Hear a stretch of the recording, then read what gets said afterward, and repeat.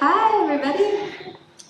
Well, we started a new month. It's October. We're here. It's great. We're continuing in John, and tonight we're actually going to talk through John 8. And if you read the chapter, if you did ahead of time, you probably found out that it's pretty full. There's a lot of stuff in there. And so tonight we are going to actually walk through a good chunk of it.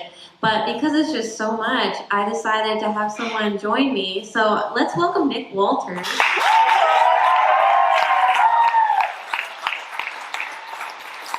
It's also just, it's more fun doing things together. So take this principle forward. Grab a friend, do less. All right. Hi, Nick. Hi. I'm Nick Walters. I'm a junior at UMD, studying communication. Go Com. Commies for life. We talked about Com a lot in preparing this section. Yeah, we did. What else? I got plugged in with Chi Alpha because Tony Walters is my older brother, and Grace Walters is his wife, Grace. I met my amazing girlfriend, Annie Seberg, here.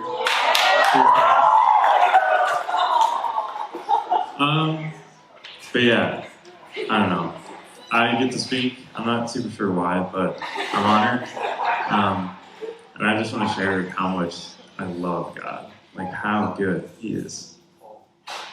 So yeah, jump right in. We're going to open, just paraphrasing the first story in John 8, verses 1 through 11. Grab your Bibles or your phone. Open it up up to John 8. Turn on the Bible. Turn on the Bible. And so Jesus, it's early in the morning, and the Pharisees are already after Jesus. There's this woman who's been caught in adultery, and the Pharisees, these religious bigwigs of the day, start questioning Jesus and saying, well, the law tells us that we should stone this woman to death, so what should we do? And they're trying to just trap him, essentially. Jesus, being Jesus, does what he usually does to the Pharisees, and he puts the turntables on him. And he says, the first of you that is without sin, be the first one to throw the stone.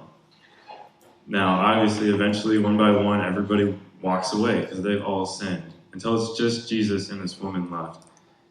And he walks up to the woman, and instead of condemning her, he says, I do not condemn you. And he offers her to go leave her life of sin, to just be free. So after this story, it goes right into Jesus doing a lot of teaching in the temple courts, and you'll see that is like the rest of the chapter. He's talking to Jewish believers and Pharisees, and Jesus begins to claim again, as we have read in previous weeks, that he is the light of the world. And there's also this introduction to a new topic in this next chunk of scripture about judgment. And as humans, we realize, we all have some ability to judge, right? And that's innate within us. And we pass judgment in a lot of ways that are good and that makes sense. We obviously need some level of judgment, right? You're like, when do I turn in to join traffic? Well, I'm going to judge the situation. Is there a car right here or do I need to wait? That's good judgment. Or there's the kind of judgment that we pass on one another when maybe we don't know the full story. And we can quickly judge people in not always kind ways. So we thought, what better way to, describe the sort of judgment, decision-making we find ourselves in every day than to do an activity together. So we're going to invite even more people down. So we're going to bring down Bennett and Christy and Grant, and we're going to do a little activity together. So let's welcome down our friends.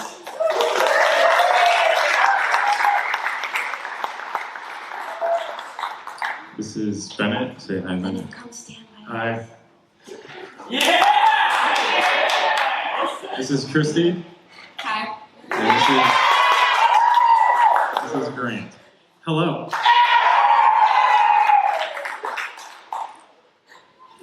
So we're going to set up a situation. Now, disclaimer, this is fake. This is not real. But the situation that these three happen to be in is that, they're hanging out at Christy's house, right? Just chatting. Maybe playing some board games. I don't know, you guys seem like board games people.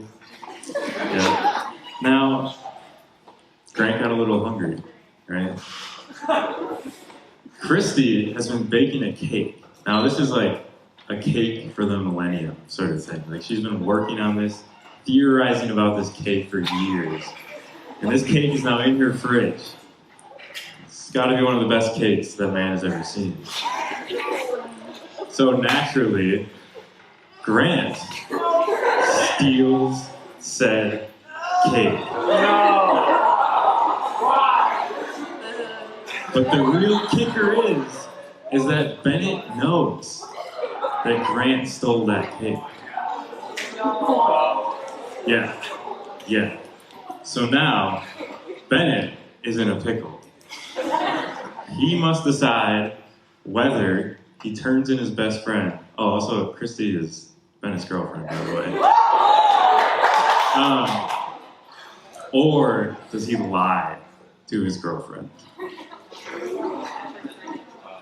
So that's the situation. And Christy is pretty set that whoever stole this cake, they're donezo. They're on the donezo list. So it gets tricky. So you have a big decision, Bennett. You and Christy, you've built a lot of trust in your relationship. And you should probably just, tell her. I don't know. You wouldn't want to throw away all of the trust you've built. Yeah, but Grant he's a bro. Are you gonna just turn your back on him like that? He was hungry. Think about the cake. Think about all the work she put into the cake and the decades of work. But this is Grant.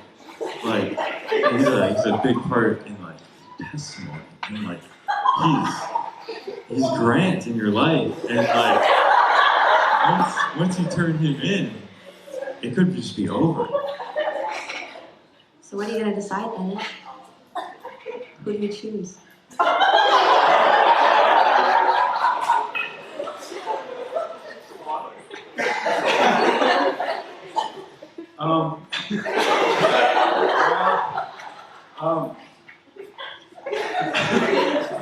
Grant, I'm really sorry.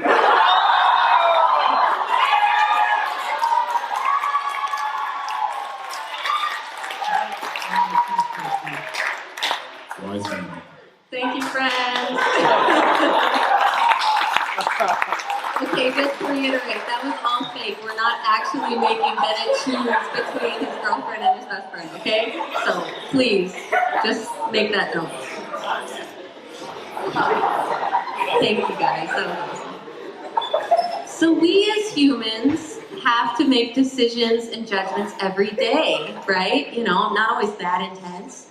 But we get our frame of reference for judgment somewhere, right? And typically, if you think about yourself, you have this idea of what's good and what's bad, right? But if you think about it, for each person, what's good and what's bad could be different, right?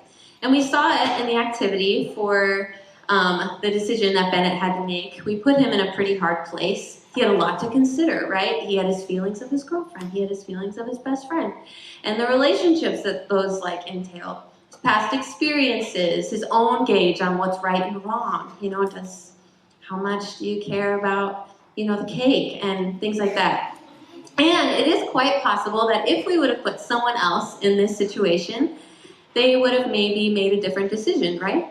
And we see it in our world all the time. We see it with our justice system. We see humans, and they make up our law enforcement, our court system, our government. They're trying their best, but it's incredibly flawed. And we want to judge in a righteous and equal way because that's just maybe, what we want.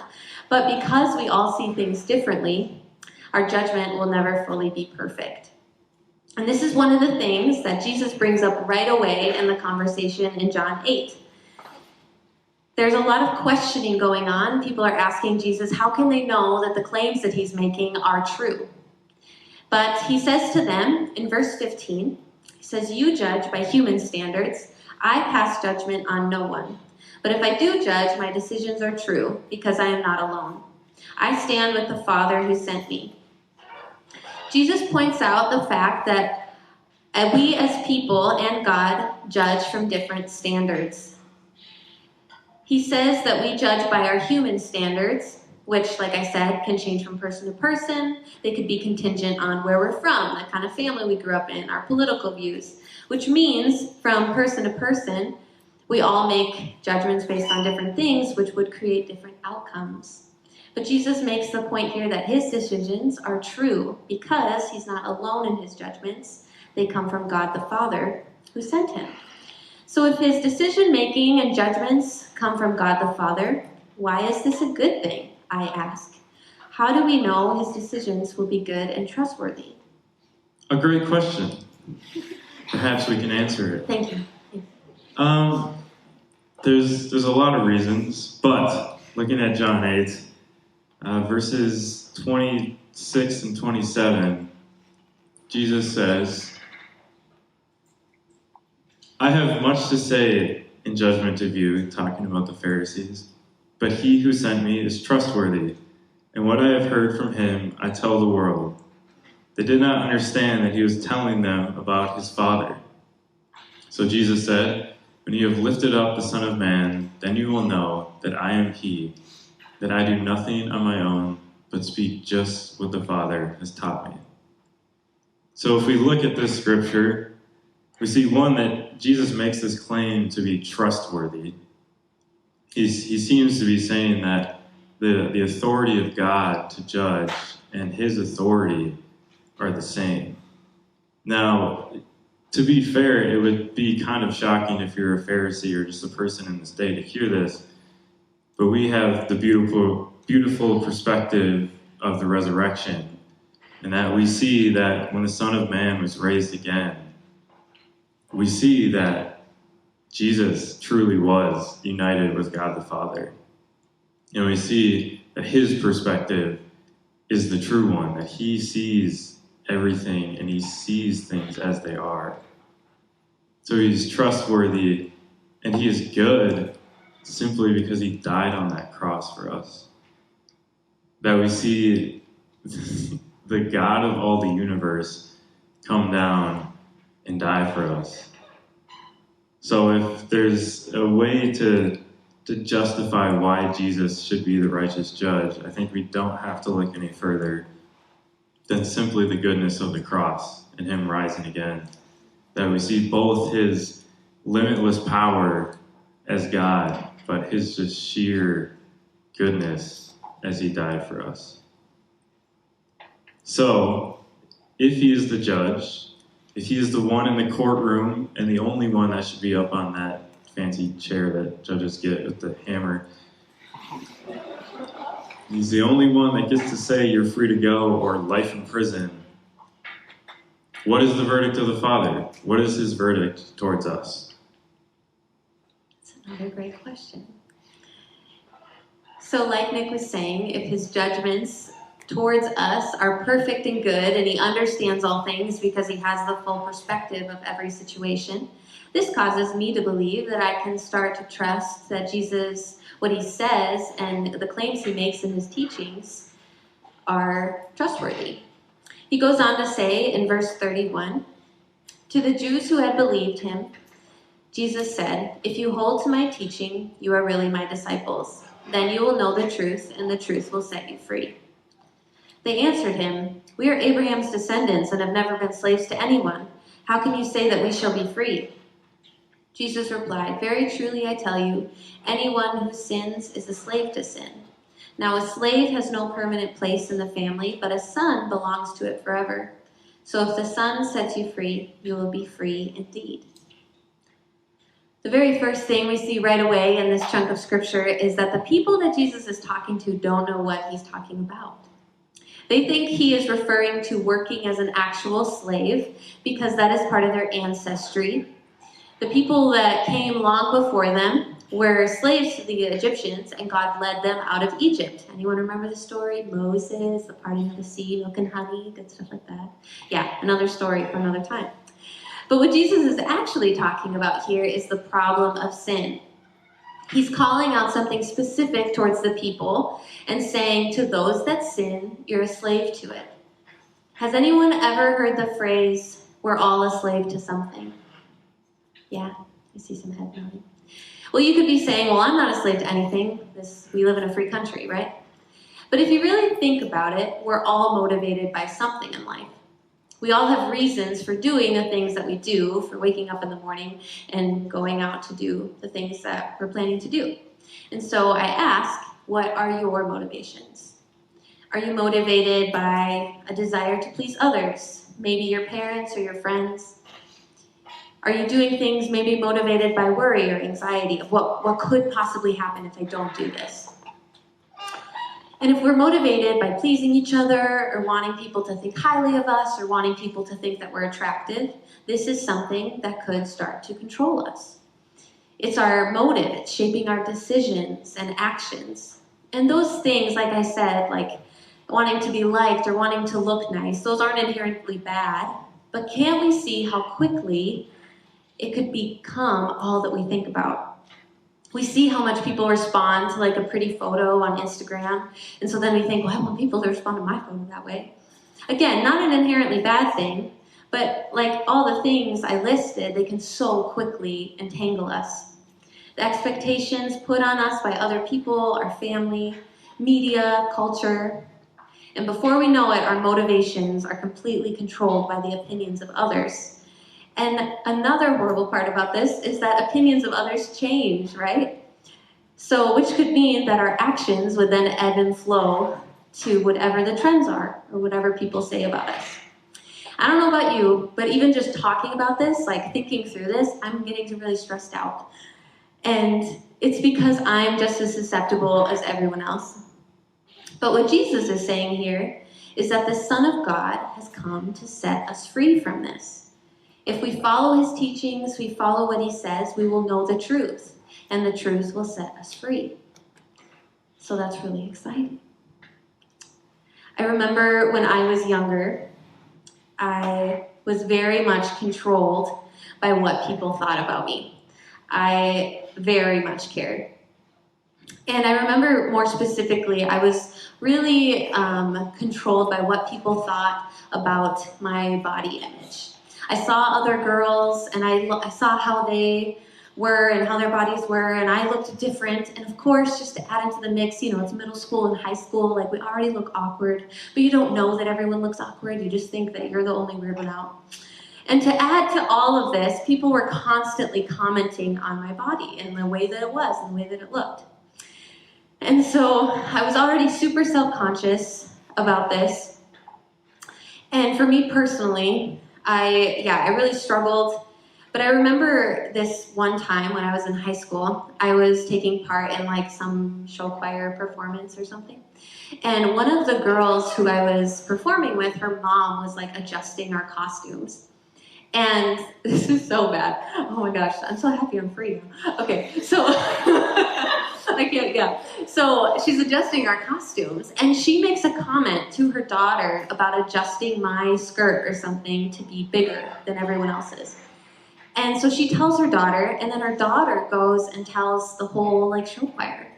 And then here I am, like, of course I feel like the biggest loser because everyone is making fun that my skirt had to be adjusted differently than other people.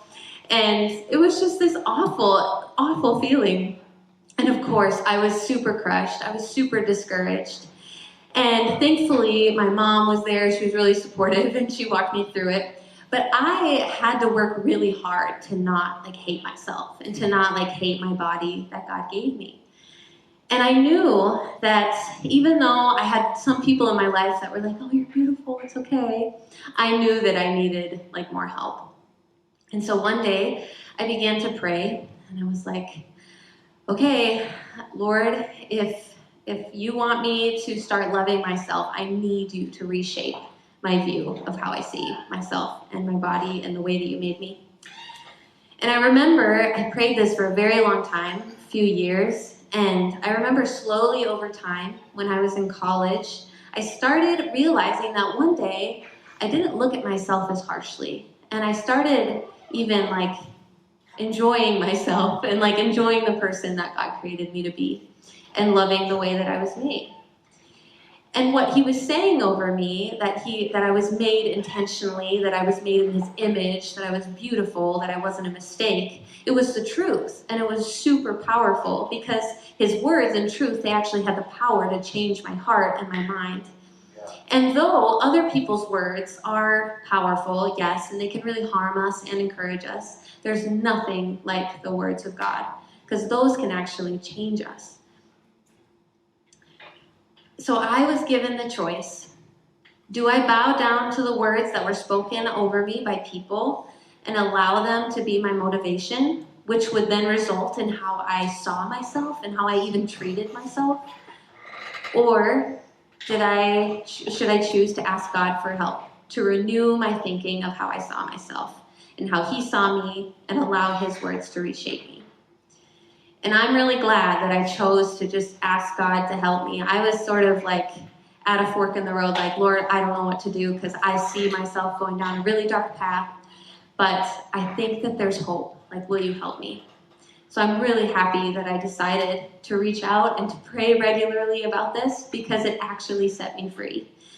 And so to answer the question that Nick asked a while ago, the verdict that is made, if you believe in Jesus and follow what he taught, that he's come to set us free, that we're free in who he is and in his words and their truth. And we know this, that God actually can't lie. In Hebrews 6:18, it says, so that by two unchangeable things in which it is impossible for God to lie, we who have fled for refuge might have strong encouragement to hold fast to the hope set before us. So, if Jesus has come to set us free, and we know that God cannot lie, how do we still become enslaved? And where do these lies that we hear, where do they come from? Yeah. So if we turn to verse 44 and 46, Jesus, again talking to the Pharisees, he says, you belong to your father, the devil, and you want to carry out your father's desires. He was a murderer from the beginning, not holding to the truth, for there is no truth in him. When he lies, he speaks his native language, for he is a liar and the father of lies. Yet because I tell the truth, you do not believe me. Can any of you prove me guilty of sin? If I am telling the truth, why don't you believe me? So we see here that the nature of the devil, of Satan, is to lie. It is ingrained, it's baked into who he is. Everything that he does and says is just to lie. This also means, if we look at our logic from earlier, that his judgment is always going to be flawed of us. That if he can never tell the truth, and his judgment will never be true of us. We also see that Satan wants only to kill us. That he was a murderer from the beginning, not holding to the truth, for there is no truth in him. That Jesus died on the cross because it was good and he loved us, and Satan tells us these lies only to kill us and imprison us. But Jesus is truth. He speaks only what is right, and he sees us as we truly are. And yes, Satan will throw these lies at us, and sometimes we take them in and we digest them and we start to believe in them. But I think if we find that we truly start to believe the truth that Jesus says about us, we will find freedom. And even though it seems like the Father should have told Jesus to throw the stone at that woman from the story in the beginning, the Father tells Jesus to invite her to freedom. It seems like he should have thrown the stone at me, at us. But he says something else. He offers unending life. In verse 51, he says, "Very truly I tell you, whoever obeys my word will never see death." Now, a fantastic way that I've seen this unravel in my own life was, again, junior high and high school. It's just a brutal time for everybody, probably. But I was a quieter kid, and I still am a quieter person. But that quietness began to get noticed by more people for some reason. And with no malintent from people, they started to just like tell me, "Oh, like you're kind of quiet," and "Oh, like you're like pretty shy," and "Oh, it's kind of like weird how quiet you are." And then it was like, "Oh, you must be like antisocial or something."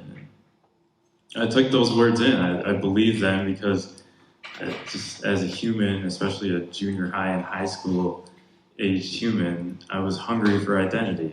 It felt like I had some ground to stand on of who I was as Nick.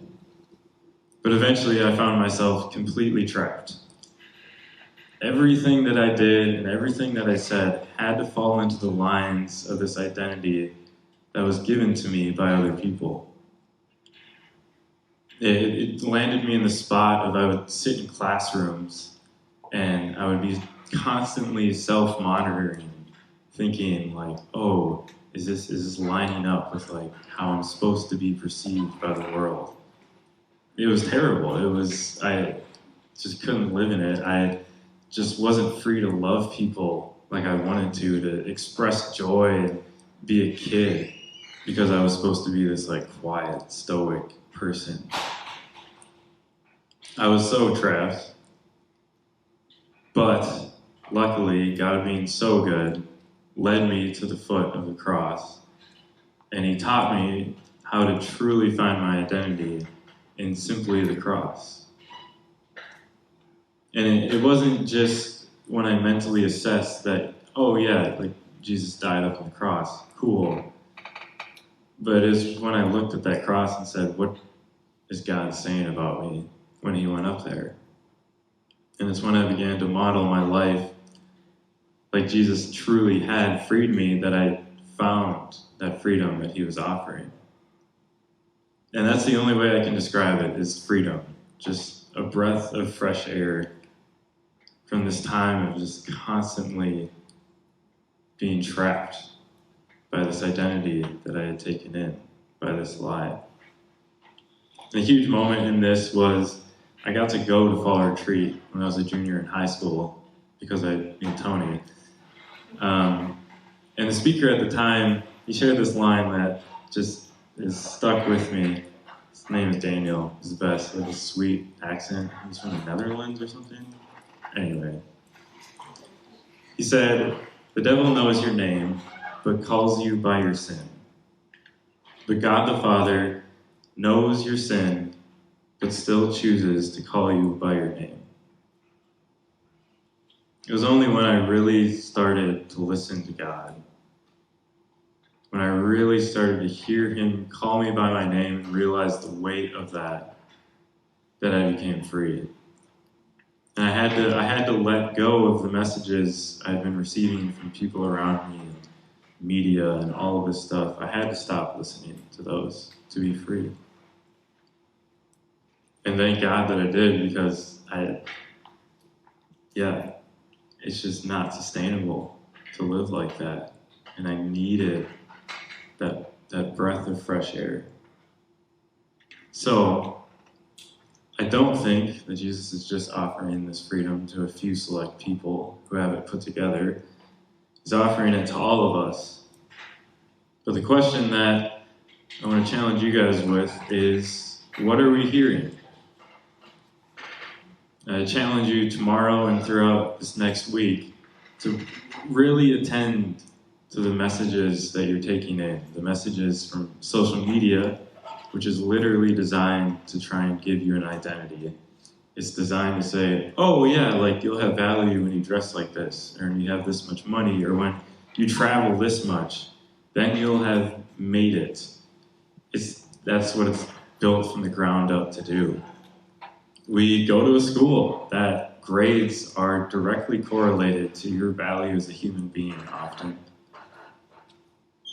So that's my challenge to you, is to really focus on what are these things saying, and maybe focus on, am I taking those in? Am I living by those truths that people say they are, but are actually lies that say that your worth is found in anything else besides the cross?